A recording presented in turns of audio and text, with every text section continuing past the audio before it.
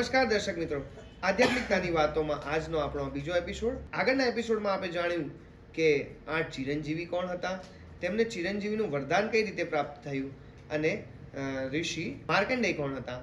આજના એપિસોડમાં આપણે વૈભવભાઈ સાથે હવે આ નવા એપિસોડની શરૂઆત કરીએ. વૈભવભાઈ, જય શ્રી રામ. જય શ્રી રામ. જય શ્રી રામ. જય શ્રી રામ. તો વૈભવભાઈ, આજે જણાવશો કે જે 8 જે આપણા ચિરંજીવી હતા તે નામ તો દર્શક મિત્રોને ખબર પડી ગઈ. હવે 8 ચિરંજીવી કઈ જગ્યાએ વસવાટ કરે છે એની રહસ્ય તમે અમારા સુધી પહોંચાડશો. 8 ચિરંજીવી જે અત્યારે કલયુગમાં કઈ જગ્યાએ વસવાટ કરે છે આપણે તમને જણાવીએ. જી. ભગવાન પરશુરામ એ ઓરિસ્સામાં મહેન્દર પર્વત કરીને એક જગ્યા છે.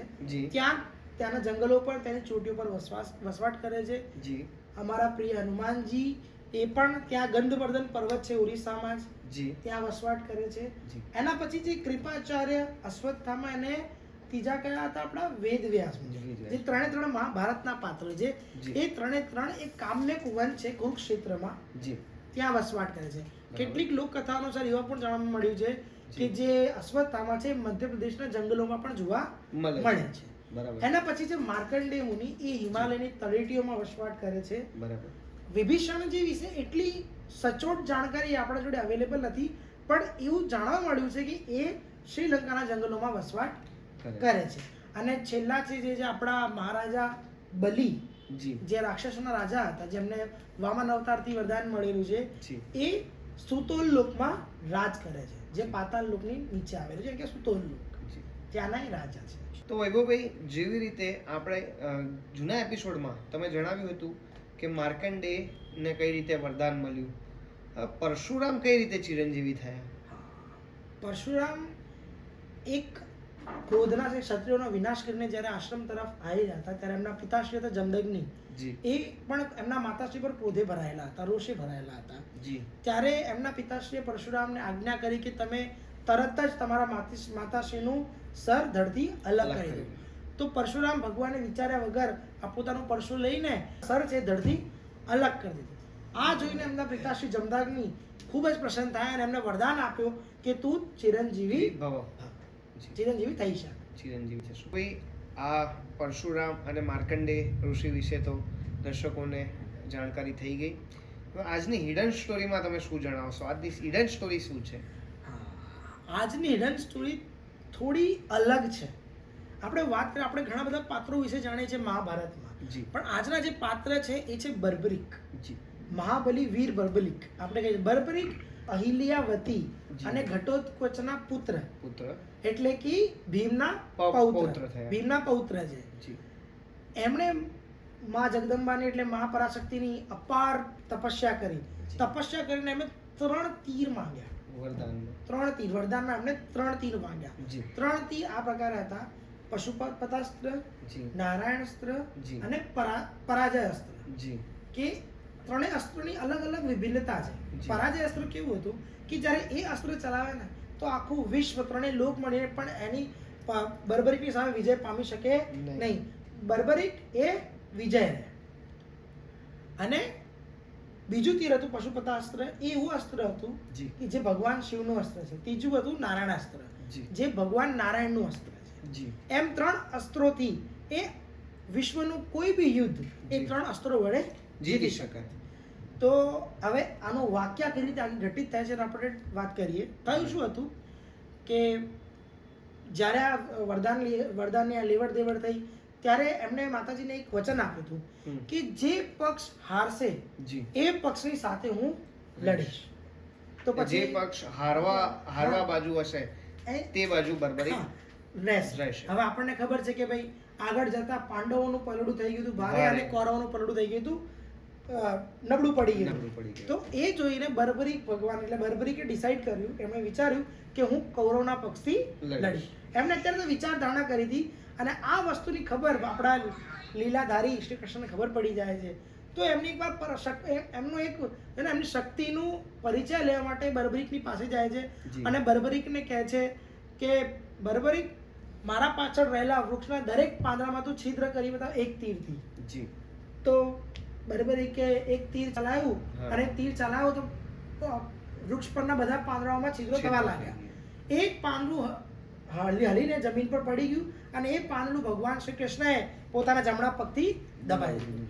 એ તીરે બધા વૃક્ષોના પાંદડામાં છિદ્ર તો કરી દીધા. હવે છેલ્લે એક પાંદડું જે ભગવાન શ્રી કૃષ્ણના પગમાં દબાયેલું હતું એ તીર ત્યાં જઈને ઊભું રહી ગયું. ત્યારે બર્બરીકે કીધું કે ભગવાન તમારા પગના નીચે જે છિદ્ર, તે પગના નીચે જે પાંદડું દબાયેલું છે એમાં છિદ્ર બાકી છે, કારણ કે મેં મારા તીરને આજ્ઞા કરી હતી કે એ પર્ણોમાં છિદ્ર કરશે, તમારા પગમાં નહીં. તો કૃપા કરી તમે તમારું પગ ત્યાંથી ખસેડો. આ જોઈને ભગવાન શ્રી કૃષ્ણ અતિ પ્રસન્ન થાય છે અને એમને અનુમાન થઈ જાય છે કે બર્બરીક એ જેવો તેવો યોદ્ધા છે નહીં.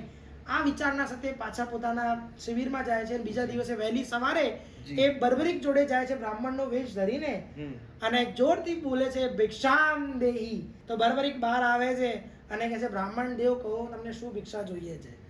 તો આ સાંભળીને બ્રાહ્મણ દેવ કહે છે કે તું મને ભિક્ષા નહીં આપી શકીશ, જે હું માંગીશ એ તું મને નહીં આપી શકીશ. આ સાંભળી બર્બરીકને એવું થાય છે કે હું નહીં આપી શકીશ એવું નથી, તમે માંગો તો હું તમને મારા પ્રાણ પણ આપી દઉં. આ સાંભળીને બ્રાહ્મણ દેવ કહે છે ઠીક છે, તો પછી તારું શીશ મારા ચરણોમાં મૂકી દે. આ સાંભળ્યા પછી બર્બરીક થોડા જ ક્ષણોમાં પોતાનું શીશ ધડથી અલગ કરીને એમના ચરણોમાં મૂકી દે છે. આના પછી બ્રાહ્મણ દેવ શ્રી કૃષ્ણનો અવતાર ધરે છે અને બર્બરીક પછી એમને કહે છે કે હું આ જ્યાર સુધી મહાભારતનું યુદ્ધ ચાલશે, ધર્મ યુદ્ધ ચાલશે, એ ધર્મ યુદ્ધ હું પોતાની આંખે નિહાળવા માંગુ છું. તો ભગવાન મને એવા આશીર્વાદ આપો કે 18 દિવસ સુધી, જેટલા દિવસ આ યુદ્ધ ચાલે એટલા દિવસ સુધી હું આ યુદ્ધને નિહાળી શકું. તો ભગવાન શ્રી કૃષ્ણ એમના શીશને લઈને એક ઊંચી પર્વતની ચોટ પર મૂકી દે છે. એના પછી ધર્મ યુદ્ધ શરૂ થાય છે અને પાંડવોનો વિજય થાય છે. પાંડવોના વિજય પછી વિવાદાસ્પદ સંછેડી જાય છે કે મેં યુદ્ધ જીતાડ્યું, મેં યુદ્ધ જીતાડ્યું. તો હા, તો આ સાંભળીને ભગવાન શ્રી કૃષ્ણ કહે છે કે આખા યુદ્ધને નિહાળનારો, અવલોકન કરનારો એક વ્યક્તિ છે જે અરાવલી પર્વતની ટોચ ઉપર સ્થિત છે. તો ચલો આપણે ત્યાં જઈને એના અવલોકનના અનુસાર જાણીએ કે કોણ હતું જેના કારણે આપણે આ યુદ્ધ જીત્યા છે.